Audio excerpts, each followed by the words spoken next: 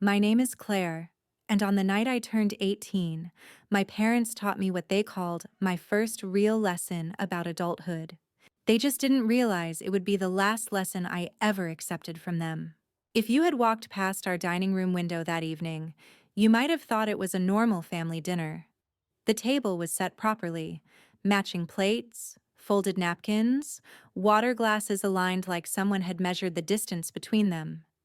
My mother had even lit the overhead chandelier, the one she usually saved for holidays or when guests came over. That should have been my first warning. There was no cake, no candles, no awkward off-key singing. Just 3 chairs, 3 plates, and a silence that felt heavier than any argument we'd ever had. "I made roast chicken," my mother said, sitting down. Her voice was calm, almost formal. "Your favorite. It used to be, anyway."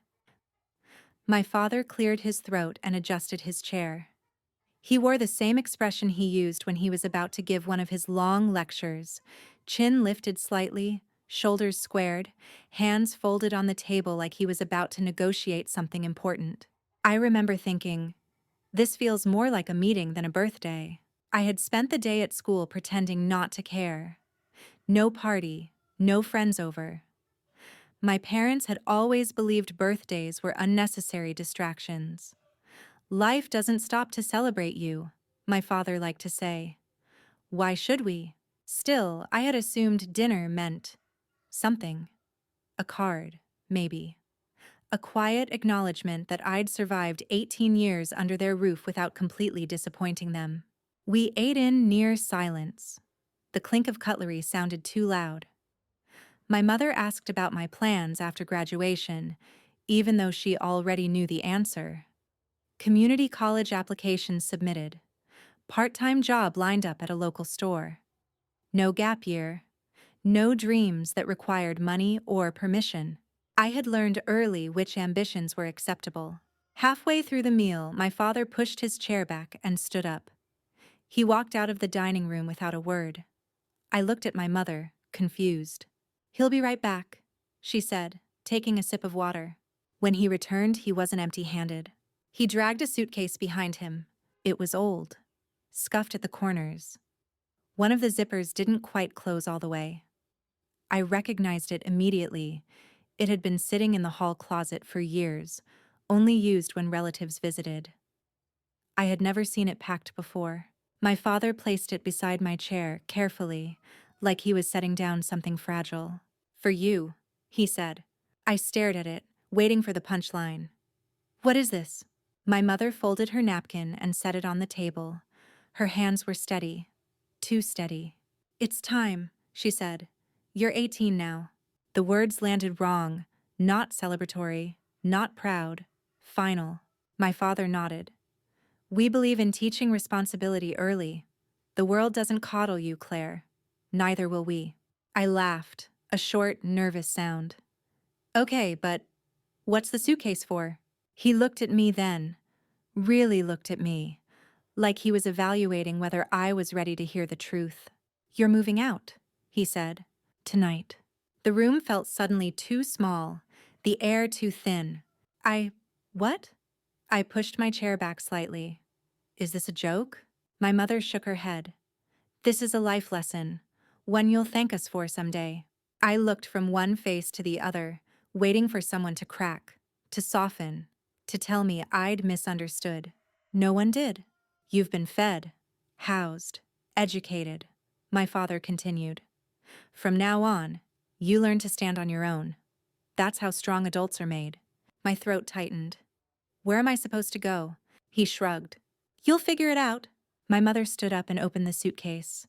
Inside were clothes. Not all of them. Just enough to look intentional. My birth certificate. My social security card. A toothbrush. No money. No note. No phone call warning. This wasn't spontaneous. They had planned this. I realized then that this dinner wasn't about celebrating my birth. It was about ending my childhood. And as I sat there, staring at the suitcase they had packed for me, one thought echoed louder than anything else. They weren't pushing me forward. They were pushing me out. I didn't leave the house right away. Not because I refused, but because my body wouldn't move. I sat there, staring at the suitcase at my feet, trying to understand how a birthday dinner had turned into an eviction notice. My parents waited. They didn't rush me. They didn't comfort me either. They watched the way people watch a clock tick toward a deadline they've already accepted. Where am I supposed to go? I asked again, my voice quieter this time. My father leaned back in his chair. That's part of the lesson. My mother nodded, as if this were something we'd all agreed on. Life doesn't hand you instructions, Claire. You have to learn by doing. I looked at her hands. She had folded them neatly in her lap. No shaking. No hesitation. If this hurt her, she didn't let it show. I don't have money, I said. I don't have a place. I don't. You have a phone, my father cut in. You have legs. You have a brain. You'll manage. Manage. It was a word they loved. Manage your time. Manage your attitude. Manage your expectations. They used it the way other parents used words like support or help. My mother stood and walked toward the hallway. I packed the essentials, she said over her shoulder. You don't need much to start out. Too much comfort makes people weak. She disappeared for a moment and came back with my jacket draped over her arm. She placed it on the back of my chair like she was doing me a favor. There, she said. You're ready. I felt something crack in my chest. You're serious, I whispered. My father met my eyes. Completely. I waited for something, anything, that suggested this was a test. That if I begged or cried or promised to work harder, they'd stop. Nothing came. Instead, my father stood and picked up the suitcase, placing the handle in my hand. His grip lingered for half a second, then released. Out by 9, he said, glancing at the clock on the wall. We don't want this dragging on. Dragging on. Like my presence was a chore. I stood up on unsteady legs. The chair scraped loudly against the floor, the sound echoing through the dining room. My mother flinched at the noise, then quickly composed herself. You'll thank us one day, she said, softer now. This is how you build character. I wanted to scream that character shouldn't come from abandonment, that independence shouldn't start on a sidewalk with nowhere to go, but the words stuck in my throat, tangled with disbelief and shame. I walked toward the front door, suitcase bumping against my knee with every step. The house felt different already, less like home, more like a place I was trespassing. At the door, I hesitated. I don't know what I expected. A last-minute hug, a reminder that I could call, a deadline, a condition. Instead, my father opened the door for me. Cold air rushed in. Night had already settled over the street, quiet and ordinary. Porch lights glowed up and down the block. Somewhere nearby, a television laughed. Someone else's normal life continued without interruption. This isn't punishment, my mother said from behind me. It's love. I turned back then, really looked at them, at the people who had raised me, fed me, taught me to tie my shoes and do my homework, and who now stood in a warm house telling themselves this was kindness. If something happens to me, I said carefully, will you help? My father didn't answer right away. When he did, his voice was firm. You'll learn faster if you don't rely on us. That was my answer. I stepped outside. The door closed behind me with a soft, final click. No slam, no drama. Just the sound of a choice being completed.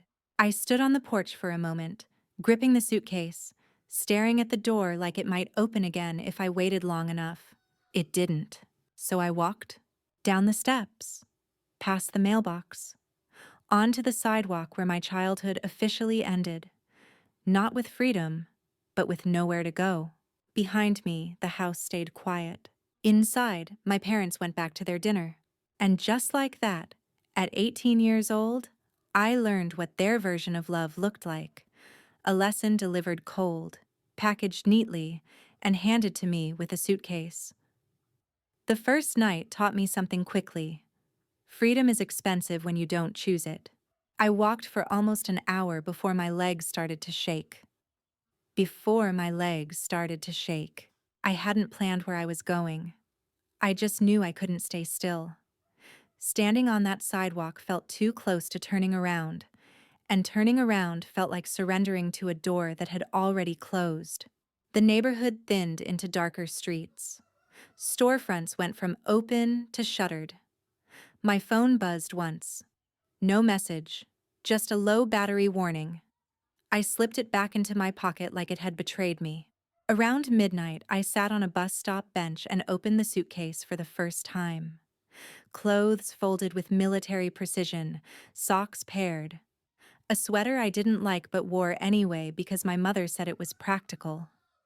My documents were tucked into a plastic folder as if identity was enough to survive on.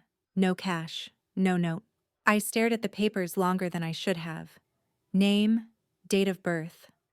Proof that I existed. None of it told me where to sleep. I texted 3 people I knew from school. 2 didn't reply. 1 did, apologizing, saying their parents wouldn't allow it. I typed, "I understand," and meant it, because understanding had always been my job. I spent that night awake, curled on the bench with the suitcase hugged to my chest like it could keep me warm. Every passing car made me tense. Every footstep sounded like danger. I learned quickly how loud the world is when no one is responsible for you. In the morning, I washed my face in a gas station bathroom and stared at my reflection. I looked the same. Same eyes. Same mouth. But something behind them had shifted, like a door in my head had locked itself. I got a job 2 days later, part-time, underpaid, grateful to have it. I slept on couches until I ran out of invitations. Then I slept less. I learned which corners were safe and which ones weren't. I learned how to eat slowly so hunger lasted longer. I learned how to say I'm fine without anyone questioning it. I didn't call my parents. Not once. Pride played a part, but fear played a bigger one. I was terrified that if I heard their voices, I'd beg. And I knew, deep down, that begging wouldn't change anything. They had wanted me to figure it out, so I did. Weeks blurred into months. Survival became routine. Routine became habit. And habit became something close to strength, even if it was built on exhaustion. Sometimes, late at night, I remembered the suitcase being set beside my chair. How calm they had looked. How sure. That memory hardened into something solid inside me. No one was coming. And once I accepted that, I stopped waiting to be saved. I started building a life that didn't require permission. That was the moment I stopped being their child, not because they asked me to leave, but because I learned how to stay standing when no one was watching. By the time I turned 21, survival no longer felt like an emergency. It felt like maintenance. I had a routine. Wake up early. Work long shifts. Save what little I could. Spend nothing I didn't absolutely need. I rented a tiny room above a nail salon. 1 window, 1 bed, 1 desk I'd found by a dumpster and wiped clean with disinfectant and hope. It wasn't home, but it was mine. I enrolled in night classes at a community college, paying 1 course at a time. Progress was slow, but it was real. Every grade I passed felt heavier than a certificate. Proof that I hadn't been erased just because someone decided I was expendable. People sometimes asked about my parents. I learned to answer without flinching. "We're not close," I'd say. Or, "I've been on my own for a while." No drama, no explanations, just facts. What surprised me most wasn't how hard it was to build a life alone. It was how easy it was for them to disappear from it. They never called. Not on my 19th birthday. Not when I moved. Not when I started school. No messages asking if I was safe. No awkward apologies. No curiosity about whether their lesson had worked or broken something permanently. At first, that hurt more than being kicked out. Because being thrown out was a decision. Being forgotten felt like confirmation. I stopped checking my phone for their names. Stopped wondering if today would be the day they realized what they'd done. The space they left behind didn't stay empty for long. It filled with work schedules, deadlines, small victories, quiet nights where I fell asleep without fear. I learned how to budget, how to cook cheap meals that lasted days, how to walk into a room and not shrink. Independence, I realized, wasn't the dramatic moment they'd forced on me. It was boring, repetitive, earned slowly. Sometimes, when I passed families in grocery stores, parents arguing over cereal brands, kids begging for snacks, I felt a sharp, unexpected pang. Not jealousy, something quieter. Grief for a version of family I never really had. But grief didn't stop me anymore. By 23, I had a better job.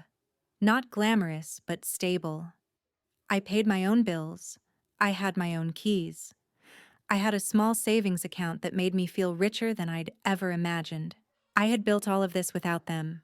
And that was when I stopped thinking of myself as someone they had pushed out and started seeing myself as someone they had lost. I didn't know it yet, but somewhere beyond my carefully constructed life, their certainty was cracking. The same people who had told me the world wouldn't protect me were about to learn what it feels like when no one comes to help. And this time, they were the ones reaching out into the silence.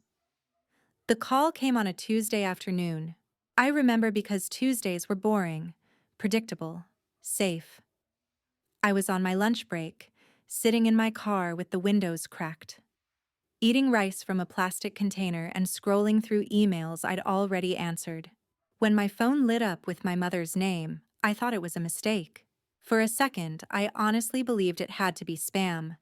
Some glitch pulling an old contact I'd never bothered to delete. That's how far away they were from my daily life. I let it ring once, twice. On the third ring, I answered. Hello? There was a pause, breathing on the other end. Uneven. Older than I remembered. Dear Claire? Hearing my name in her voice did something strange to my chest. Not warmth, not relief, just pressure. Like an old bruise being pressed to see if it still hurt. Yes, I said. What is it? She didn't answer right away. I heard shuffling, the faint sound of something being moved. Papers, maybe. Or furniture. Your father isn't well, she said finally. The words landed, but they didn't explode the way movies make you think they should. No dramatic music, no collapse, just information. What kind of not well? I asked. Another pause. He lost his job last year. The company downsized. We thought it would be temporary, but... Her voice cracked just slightly. Things have been hard. The same word they'd used when they told me the world wouldn't be gentle. She kept talking, faster now, like she was afraid I'd hang up if she stopped. The mortgage fell behind. Medical bills added up. We had to sell the house. We're renting now, but even that... She swallowed. We're running out of options. I leaned back against the car seat and stared at the steering wheel. My hands were steady. That surprised me. And, I said, there it was, the sound of hope slipping in. And we thought, maybe you could help. Just for a little while. I almost laughed. Not because it was funny, but because it was exact. The timing, the phrasing, the expectation that family suddenly meant something again. You taught me to be independent, I said slowly. Remember? Silence. That was different, she replied too quickly. You were young. This is family. Family. The word felt foreign now, like a language I used to speak but had forgotten. Did you call to ask how I am? I asked. She hesitated. Claire, did you call on my birthdays? I continued. Any of them? Another pause. Longer this time. No, she admitted. I nodded, even though she couldn't see me. Then don't rewrite the story now.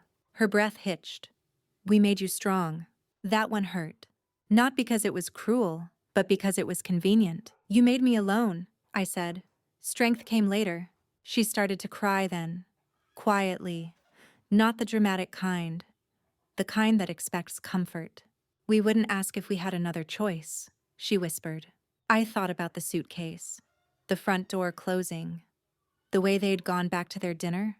You did have another choice, I said. Years ago. The line went quiet. I didn't hang up immediately. I didn't need to. The conversation had already ended where it mattered. I hope things work out, I said at last. And I meant it. Just not the way she wanted. When I ended the call, my lunch had gone cold. The car felt too small, but inside me, something was perfectly clear. The lesson they had given me had come full circle. And this time, I was the one who understood it best. I didn't see them right away after that call. Not because I needed time to think, but because my answer was already there, sitting quietly inside me, fully formed. What I needed was time to accept that choosing myself no longer felt like rebellion. It felt normal. They asked to meet a week later. My mother framed it carefully. Neutral place, just to talk. No pressure. She even added, "We're proud of how far you've come," like that erased the years of silence. We met at a small cafe halfway between our apartments. I arrived early out of habit and chose a table near the window. Old instincts die hard. You always pick the seat where you can see exits when you've spent years not knowing where you'll sleep. They came together. My father looked thinner, smaller, not fragile, but worn, like a man who had finally learned that control doesn't protect you from consequences. My mother's hair was streaked with gray she hadn't bothered to hide. They smiled when they saw me, careful smiles, hopeful. "Claire," my mother said, reaching out like she might hug me. I stepped back. That was the first boundary. We sat, ordered coffee, spoke about the weather, about traffic, about nothing. The small talk felt like scaffolding, temporary, shaky, meant to hold up a conversation that didn't want to stand. Finally, my father cleared his throat. "We didn't come here to argue," he said. "I know," I replied. "You came to ask." He nodded. "We need help." There it was. Simple, direct. No metaphors this time. I looked at him for a long moment, then asked, "Do you remember my 18th birthday?" They exchanged a glance. "Of course," my mother said quickly. "We remember." I tilted my head. "Then describe it." Silence. My father stared into his coffee. My mother's mouth opened, then closed. "That's what I thought," I said gently. "You remember the idea of it, not the reality." Her voice trembled. "We were trying to prepare you for life." "You prepared me," I agreed. "Just not the way you think." I told them about the bench, the job, the nights I'd gone to sleep hungry. Not to punish them, but because truth matters when people try to rewrite history. My father flinched. "We didn't know it was that bad." "You didn't ask," I replied. He nodded once. That was the closest thing to accountability I was going to get. "So," my mother said softly, "can you help us?" I folded my hands on the table. "No." The word didn't shake. Her face collapsed. "But you can. You're stable. You've done well." "I have," I said, "because I learned something important." I met their eyes, one after the other. "Independence doesn't mean abandoning people when they need help," I said. "It means choosing who you're responsible for."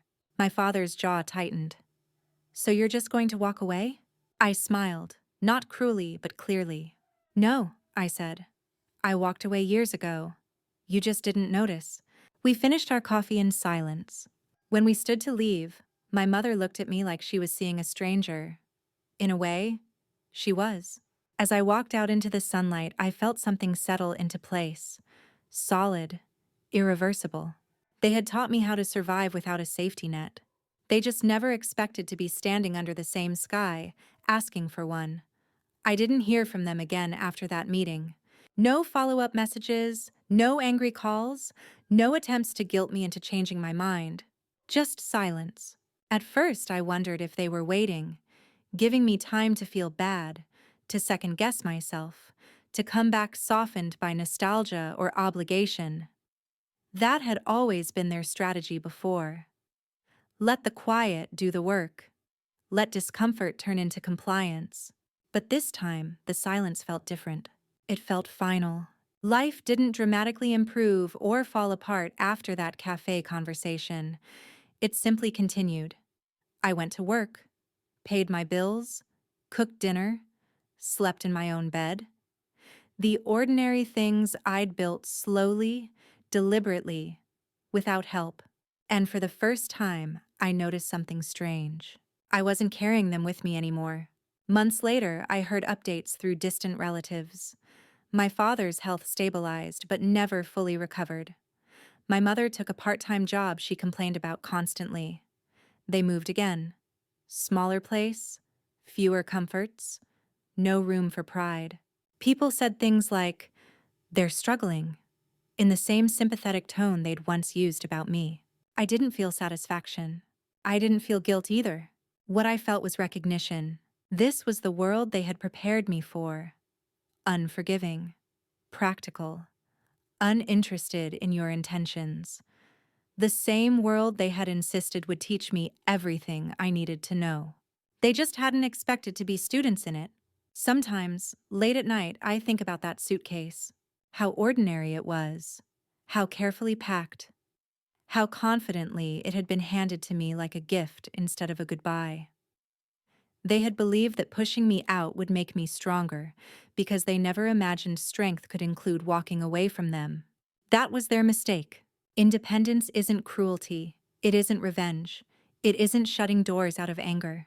Real independence is knowing when to stop reopening doors that only ever led to the same room.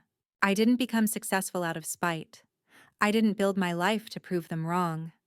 I did it because survival demanded focus, and focus doesn't leave room for resentment forever. There was a time when I thought forgiveness meant reconciliation. That maturity meant letting people back in once they apologized, or once enough time had passed. Now I know better. Forgiveness can be quiet. It can be distant. It can exist without access.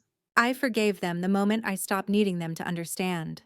The last time I saw my parents was from across a grocery store aisle, almost a year after our meeting. They didn't see me. They were arguing softly over prices, calculating, adjusting. Smaller than I remembered. Not weak. Just human in a way they'd never allowed themselves to be before.